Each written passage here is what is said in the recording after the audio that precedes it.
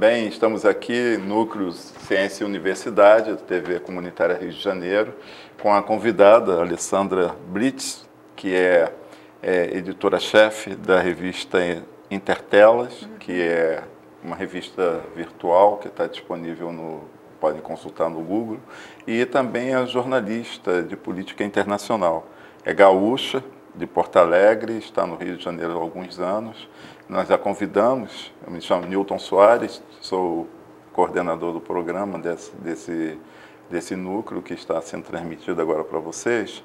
O nosso interesse em trazê-la foi justamente na linha de um programa anterior, com o professor Carlos Sávio, sobre essa mudança que está ocorrendo, uma transição que parece que já estamos no novo governo, do presidente eleito, o Bolsonaro, e temos então algumas questões que foram tratadas no outro programa que queremos abordar nesse programa com a contribuição da Alessandra Blitz sobre a questão da perspectiva da política internacional que o Brasil se antecipa com essas declarações e com algumas posturas antes de tomar posse em 2019.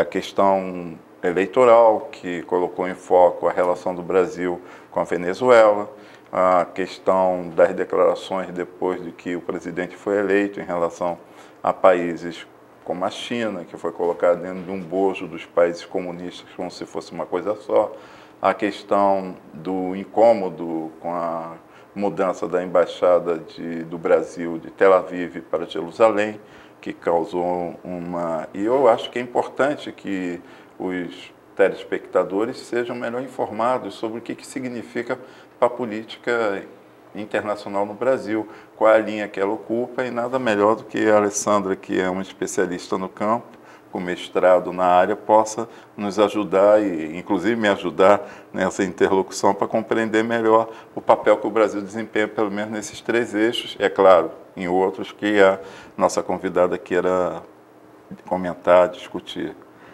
Então, eu queria agradecer por poder estar aqui no programa, né, na TV mais uma vez, e queria conversar justamente sobre esses pontos que você levantou. Eu começo falando sobre a questão do histórico da política externa brasileira, né? O Brasil sempre se pautou em ter uma política externa independente. Isso quer dizer o quê? É uma política externa que se pauta pelos interesses do país, né? Interesses nacionais do país. Então, não é uma política que busca um alinhamento. Isso é um alinhamento ideológico. E o que viria a ser esse alinhamento ideológico, Alessandra? É justamente você, como podemos ter mais caracterizado no período da Guerra Fria, em que você estabelece questões ideológicas que pautam a sua política, entendeu? Independente dos interesses que o país tenha. Um alinhamento União Soviética, capitalista, ou Estados contra Unidos comunismo, na Guerra, e assim Guerra vai. Fria. Prático, é isso, entende? Você segue um alinhamento ideológico nesse sentido. E essa política, ela realmente há um histórico do Brasil de seguir sempre os seus interesses, né, de construir uma liderança regional e global em razão do seu tamanho, em razão da sua importância. Mas essa política externa independente, ela cria esse nome, ela dá esse início lá com o Jânio Quadros, né? E desde então ela sempre seguiu e foi muito fortalecida, ok? Inclusive no período militar. Que foi o período de Guerra Fria, e que se estabelece que o Brasil seguiu mais um alinhamento com os Estados Unidos. Não foi necessariamente bem assim. Existiram momentos, governos, que sim, nós tivemos um alinhamento direto, mas depois o Brasil sempre seguiu os seus interesses, a sua pauta, e o mais característico disso foi o governo Geisel, do Ernesto Geisel, que estabeleceu relações com a China, que reconheceu governos como o de Angola, comunista, entendeu? Que inclusive aprofundou as relações comerciais com a União Soviética. Porque Geisel era comunista? Não. Simplesmente porque ele percebia que o Brasil deveria seguir os seus interesses. Isso, inclusive, provocou certo estranhamento de Washington e o acusaram de comunista, inclusive. O Geisel, um militar. Mas é interessante nisso que essas acusações unilaterais, o governo Nixon, né, com Henry Kissinger, é que reatou relações com a China. Exato, mas é que é justamente isso. Os países devem seguir os seus interesses, né, o que, digamos, naquela pauta, a geoestratégica é mais profícua para a sua população, o seu Estado. Agora, a questão que nós estamos enxergando hoje é uma questão um pouco oposta disso. Porque se colocou em pauta, acho que mais por uma questão eleitoral mesmo, né, para ter um certo discurso eleitoreiro aí, de falar do comunismo, de falar em países que seguem uma tendência mais socialista e não sei o quê. Mas, na verdade, se a gente for entrar na realidade, em pautar e ver tudo, e ver os fatos das questões, nós vamos ver que, inclusive, governos como a Venezuela, que foi muito citada durante a campanha eleitoral, a própria Venezuela tem uma relação muito próxima dos Estados Unidos, que é o principal comprador de petróleo venezuelano. Ok? E o que ela busca? Justamente, daí são questões internas da Venezuela e tal, mas ela busca justamente sair dessa dependência do petróleo, mas assim, ela necessita inclusive dos Estados Unidos para vender o seu petróleo. Então, muita questão são discursos. O discurso de campanha. O problema do governo Bolsonaro é que parece estar realmente, com as escolhas que fez atualmente, meio que se distanciando dessa questão histórica da política externa independente. Mas, Alessandra... E isso pode colocar, inclusive, em xeque interesses nacionais. Mas vamos, então, pelo seu próprio discurso. A gente tem, claro, numa campanha, o candidato quer mudar o mundo de acordo com a sua cabeça, os interesses eleitoreiros. Mas quando a gente está querendo...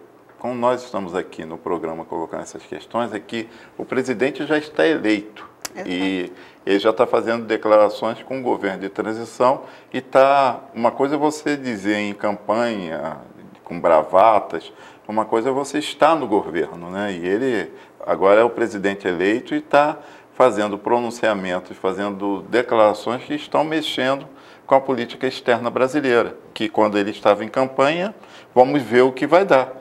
E essa diferença do candidato quando estava em campanha e do atual presidente, que daqui a pouco vai estar tomando posse no dia 1º de janeiro de 2019, como é que fica? Ele já está antecipando questões com a China, já teve mudanças de embaixadores que foram chamados por alguns países em função das declarações do presidente eleito. Como é que você vê em relação a esses países? Eu acho que até com a Venezuela ele arrefeceu um pouco aquele discurso que ele tinha durante a campanha. Ele se colocou hoje dentro de campos. Porque, na verdade, a realidade se sobrepõe, como você próprio falou, ao discurso. Né? Voltando à questão da política externa independente, o próprio governo do PT acusa o governo do PT de seguir uma linha ideológica. Não. A Venezuela...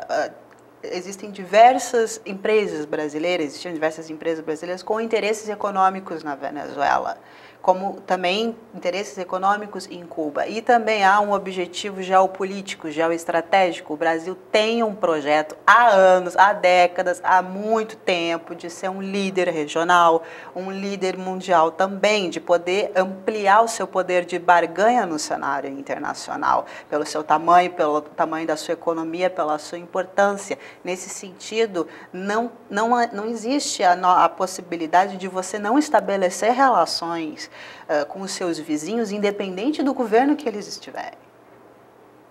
E outra questão, nós seguimos uma cartilha da ONU que estabelece o seguinte: autodeterminação dos povos e respeito à soberania. Não é do nosso aval dizer ao público venezuelano, cubano, que tipo de destino eles devem seguir.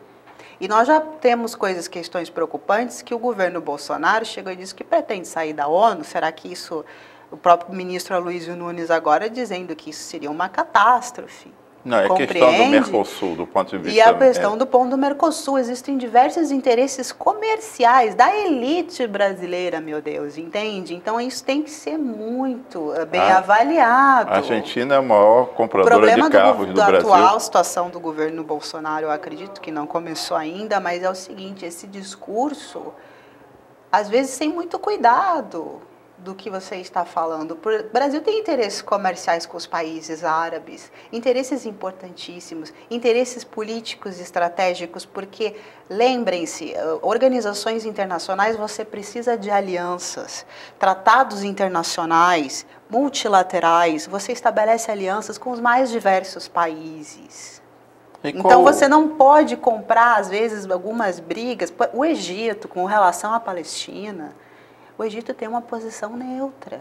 E os egípcios cancelaram a conversa com Aloysio Nunes, que, se eu não me engano, já tinha chegado ao país, lá ao Egito, mandaram ele voltar. E o Egito tem uma posição neutra com relação a isso. Imagina os outros que se posicionam como a Palestina é parte do mundo árabe, da comunidade árabe, e precisamos apoiá-la. Como é que vai ficar essa situação? E como é que vai ficar a nossa relação com os países árabes dentro dos organismos internacionais? Isso é sintomático você falar do Egito. O Egito foi a liderança árabe que, mediada com os Estados Unidos, tentou construir uma mediação de paz entre Israel e Palestina, né? Reconhecimento do Estado da Palestina. E o Brasil reconheceu o Estado da Palestina na ONU, né? Os seus diplomatas, né? Vamos tentar estabelecer até uma coisa para o nosso espectador, ele poder ver uma linha aqui. Por exemplo, eu tenho uma linha mais socialista, de esquerda, progressista, como vocês queiram avaliar, de pensar. Mas eu vejo, por exemplo, que governos como o Geisel, então, naquele contexto, eles tiveram atitudes que você pode considerar avançadas, progressistas, levando em conta o contexto da época, ok? Não, eu diria... Estabelecer relações com a China para um governo militar. Eu acho que... Né? É uma questão diferenciada. Eu estou aqui, mas do ponto de vista pragmático, eu acho que, por exemplo, quando você fala de Geisel, eu vivi... você tem relações do Brasil com os países da África que desapareceram. No processo democrático você não vê uma pauta de política internacional tendo a África como parceiro. Você tem os países da África ficaram esquecidos e Geisel realmente abriu uma linha... Foi o primeiro a reconhecer Angola, como nós falamos aqui. Que era comunista. Que era comunista, mas não interessa, porque autodeterminação dos povos respeita a soberania. Os angolanos não vão dizer o que o Brasil deve fazer e nós também não devemos dizer o que os angolanos devem fazer, o que devem seguir. Agora, China, vamos pegar.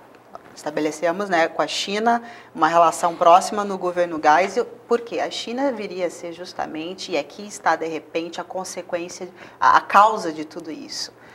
É essa disputa que já existe entre Estados Unidos e China no âmbito internacional, com essa guerra comercial e uma guerra política também, que envolve outros países militarmente poderosos como a Rússia. Eu acho que o telespectador talvez tenha a melhor ideia disso, talvez ele não entenda muito bem, eu até peço, né, você a prisão da executiva daquela empresa. E no Canadá, se não me engano, né, em Vancouver, não foi isso? Foi que está o governo chinês disse que tem que ser solta imediatamente porque não tem provas concretas apresentadas. Não, mas ela é uma questão sintomática da guerra comercial. Eu acho que... O que foi acusada? A empresa foi acusada de promover ataques cibernéticos ou até... vender produtos para o Irã. Isso também, vender produtos para o Irã. A questão é o seguinte, o que China e Rússia, por exemplo, estão contestando atualmente é o seguinte, esse mundo unilateral não é mais possível. O mundo é multilateral, é multipolar, em termos de polos de poder. E aí que entra, de repente, até a eleição do Bolsonaro é consequência dessa situação maior. Porque o Brasil é parte dos BRICS, lembremos, né, aquele grupo das grandes potências emergentes, né? Brasil, Rússia, Índia, China e África do Sul. E durante o governo do PT, além disso, também começamos a estabelecer, criar órgãos regionais que fortaleceram a integração da América do Sul. Sim, E que Mercosul. deram um protagonismo maior para o Brasil, e inclusive uma aliança, já que o PT tinha esse programa, esse projeto de política com os outros países como China, como Rússia, como Índia, e por aí vai. A questão é o seguinte, inclusive, lembra, na questão do acordo nuclear com o Irã, o Brasil, junto com a Turquia, se eu não me engano, foi lá e tentou trazer uma solução. Quem é que se opôs? Estados Unidos. E o próprio ex-presidente, né, Lula se colocou como interlocutor nessa mediação. Como interlocutor. E quem é que acabou com toda a estratégia brasileira, a iniciativa brasileira? Os Estados Unidos. Lembrem que os Estados Unidos vê a América do Sul e a América Central como uma região nevrálgica extremamente importante e que ele deve permanecer, ter o controle. Não interessa se é democrata, se é republicano. Sim, okay? Nesse sentido você está falando de uma hegemonia, ou melhor, regional. Um controle na política, um controle norte-americano sobre sua política na América. E nessa disputa mais ampla com China e Rússia, e a Rússia agora estabelecendo relações próximas com a Venezuela, a Venezuela, até por uma questão estratégica, renovou todo o seu equipamento, todos os seus jatos, os seus aviões da Força Aérea, né? Porque aí é que se encontra, em razão do território venezuelano, grande parte de floresta amazônica e tal, as possíveis guerras e tais que possam ocorrer ali se dão aéreas ou de guerrilha. Uhum. Um tanque, por exemplo, não interessa a Venezuela, porque, entendeu? O tanque é planície, o tanque é a Rússia que tem numa guerra, né, tanques contra tanques. O Brasil utilizaria um tanque no sul do país, onde há planícies, onde há campo. E a Rússia foi a principal parceira da Venezuela nisso, né?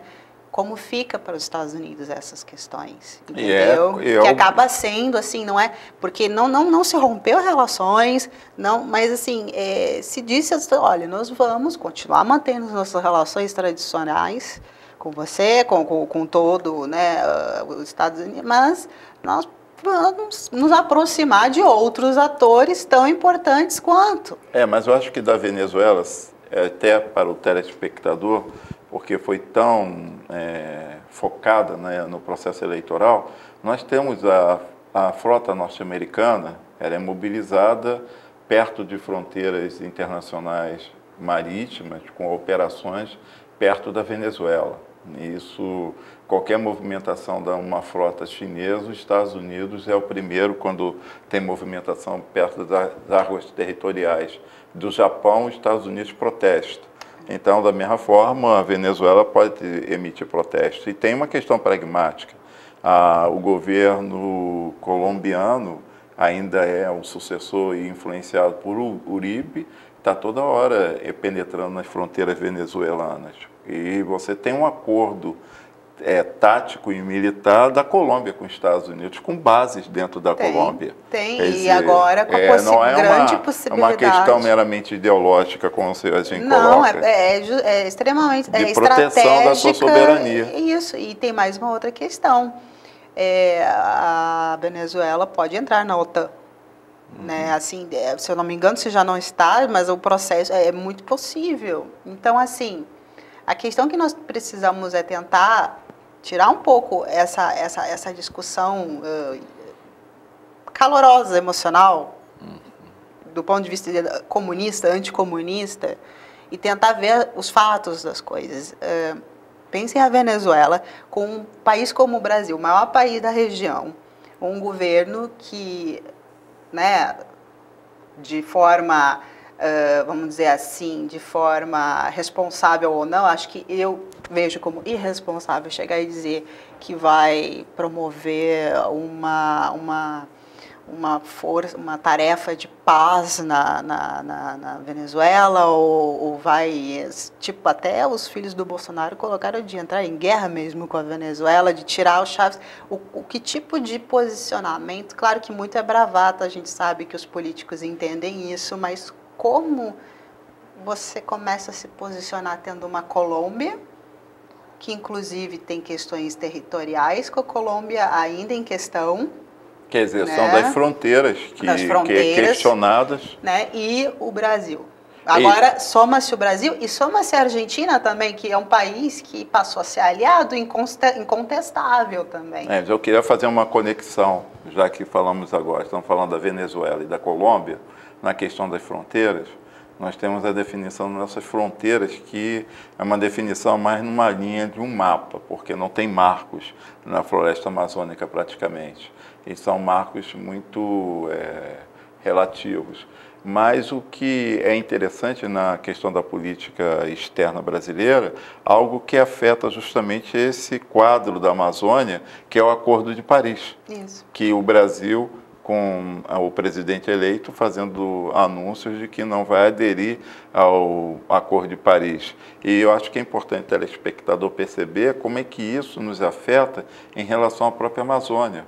Quando se diz que quer se preservar no discurso a soberania do Brasil, para que as áreas de preservação não fiquem intocáveis por um acordo internacional, e ao mesmo tempo diz que o Brasil, a Amazônia, pode se abrir a convênios e interesses à base norte-americana. Em vídeo, o Bolsonaro, em diversos momentos, se pronunciou dizendo que uma cooperação próxima com os Estados Unidos é necessária, sendo que nós sabemos que, historicamente, os Estados Unidos e outros países também, como a França, a Inglaterra, sempre, em alguns momentos, um presidente lá, outro aqui, contestavam essa questão da soberania nacional brasileira sobre a Amazônia, falando que é uma herança mundial e que deveria ser governada por um poder esquisito aí, internacional. O que seria essa cooperação, afinal? O problema do governo Bolsonaro é justamente esse. Você vai no programa dele, você não tem linhas com relação à política externa estabelecidas. O que você tem é,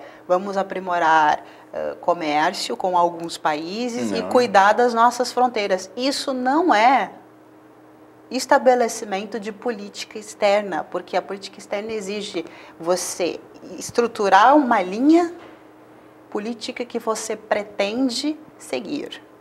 E ela é baseada em quê? Quais são os interesses? Quais as razões de você estar seguindo isso e por quê? Não existe no programa dele esta questão, como, por exemplo, existia do oponente dele, que você via, estava estruturado o porquê de permanecer a relação com os BRICS, o porquê de permanecer, de estabelecer, fortalecer medidas como a Unasul, né, ou o próprio Conselho de Defesa da Unasul. Lembra o Conselho de Defesa, que foi o Jobim, quando era ministro da Defesa. Nelson Jobim. Que na época foi no governo Lula, os Estados Unidos entrou em contato. Nelson Jobim, eu acho que era do PMDB, né? Exatamente, não era assim. Ele entrou em contato, entraram em contato falando como poderiam participar do Conselho de Defesa da Unasul. E sabe qual foi a resposta do Jobim na época? Foi a seguinte: vocês podem auxiliar bastante permanecendo fora dele. Então, assim, pense uma coisa, vamos tentar pensar o seguinte: nós temos essa competição entre China, Rússia e Estados Unidos, tá? Irã também, todos os desafetos dos Estados Unidos. E nós sabemos que os Estados Unidos encontram-se numa situação bastante frágil, como potência, querendo ou não. Tem uma crise econômica estrutural fortíssima, ok? Tem uma crise social, principalmente, por N razões aqui que a gente pode conversar em outro momento, e teme o avanço da China econômico, essa é a verdade. Então, vem um aliado que talvez não seja o mais interessante, né, porque daqui a pouco seria, mas serviu aos interesses, é eleito e estabelece uma política, né, que vai, inclusive, agora falando um pouco de China, que você quer despontuar também, o Bolsonaro visitou Taiwan, o Bolsonaro visitou a Coreia do Sul e o Bolsonaro visitou o Japão. Nós sabemos que a China, Coreia do Sul nem tanto, mas questões de Taiwan para a China nem pense em colocar e dizer que Taiwan é independente. Você vai comprar uma briga enorme com Pequim, né? Porque a China busca a integração, ela não conseguiu isso ainda, é um processo longo de décadas aí, de reintegrar elite, todo o território chinês. Aquela elite chinesa que oprimiu o país, que foi toda para Taiwan na época da Revolução Comunista. Exato, exato. E um problema maior que significa, e a China ainda tem movimentos separatistas internos no Tibete e na região de Xinjiang, que é uma região muçulmana, por isso a questão aquela da imposição aos muçulmanos e tal, porque temem, e até com a ajuda externa dos Estados Unidos, dos seus oponentes, um movimento separatista importante ali, que poderia dividir o território chinês, que já teve isso no passado. Como eles fizeram com a Rússia, na questão do Afeganistão, com os muçulmanos. Osama Bin Laden foi braço de guerrilha norte-americana no Afeganistão. Exato. Dividindo, jogando muçulmanos contra os soviéticos. Exato. E conseguiram separar o Afeganistão da União Soviética. Por isso até a gente consegue ver essa reação mais severa da China com relação aos seus muçulmanos, né, aos seus cidadãos muçulmanos, em razão disso, em grande parte político. E a questão com o Japão, que é histórica, e o Japão agora, inclusive o ministro das Relações Exteriores e da Defesa falam em ampliar as forças armadas do Japão, inclusive que eles não têm forças armadas, eles têm uma força de defesa. A questão do acordo do final da Segunda Guerra. Mas que querem fazer um contraponto à China, e vamos lembrar o histórico: o Japão invadiu a China e que cometeu até hoje crimes em Nanquim, por exemplo, que foram estupros e tal. A tomada, e teve até antropofagia. E na Ásia nós não tivemos a reconciliação que você teve na Europa, entre a Alemanha e França. Também nem tem documentação disso que nos passa. Bem, o Alessandra Blitz. Então você tem que manter toda a América do Sul sobre o seu. Mas é isso que eu pediria. É isso que a gente queria fechar. Mas assim. Eu quero exatamente que você feche, no seu ponto de vista, com esse programa de hoje, como é que, por exemplo, eu acho que o telespectador, o que significa a China no contexto econômico e político para um Brasil e países árabes, e dar uma mensagem do seu ponto de vista, o que a gente pode finalizar o programa. Fica com a sua palavra. Eu não creio que o Bolsonaro consiga fazer tudo o que almeja fazer, tá? Porque a realidade vai se sobrepor em várias coisas. A China já estabeleceu uma relação comercial que a gente não pode voltar atrás. O que nós teríamos, e seria a nossa obrigação como uma política externa independente, é fazer uso da presença da China para os nossos interesses, como fazer uso com a relação com os Estados Unidos para os nossos interesses, eles nos como da relação com os países árabes, como da relação com Israel, que além de comerciais, tá, econômicas, é estabelecer alianças que venham a entender os nossos interesses políticos no cenário internacional, como um país que objetiva ser uma liderança regional e mundial. Eu acho que... A questão vamos ser capazes de fazer isso nesse contexto? Mas o Brasil tentou isso com a China, né? A base de Alcântara foi aquele acordo sino-brasileiro dos mísseis que, por uma questão até hoje mal explicada, explodiu a base de Alcântara. E hoje quer se colocar também uma declaração que a base de Alcântara possa ser colocada à disposição dos Estados Unidos como território soberano. São questões, ou a própria venda da Embraer para a Boeing. E lembrem, a Embraer não é apenas uma empresa comercial, ela tem informação estratégica de defesa do Brasil.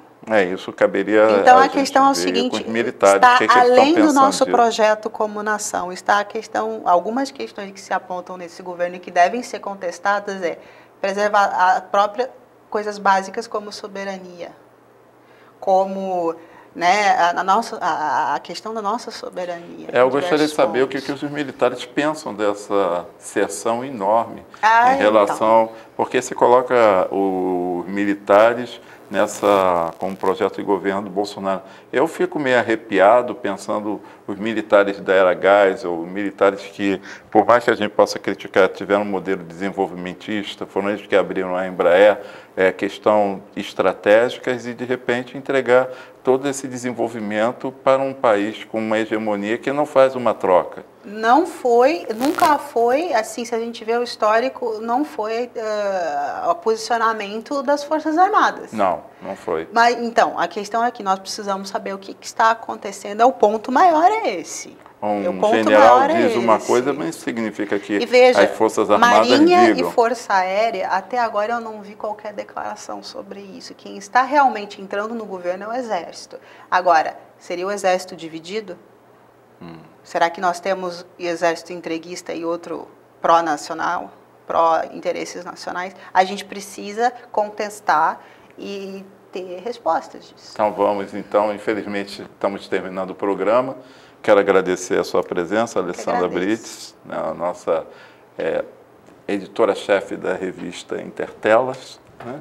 Jornalista sobre política internacional. Espero que esteja aqui num outro programa, porque é tão pouco tempo. E encerrando, então, o Núcleo de Ciência e Universidade, espero que esteja contribuindo para colocar alguma luz nessa virada do governo Temer para o Bolsonaro, né? Obrigado.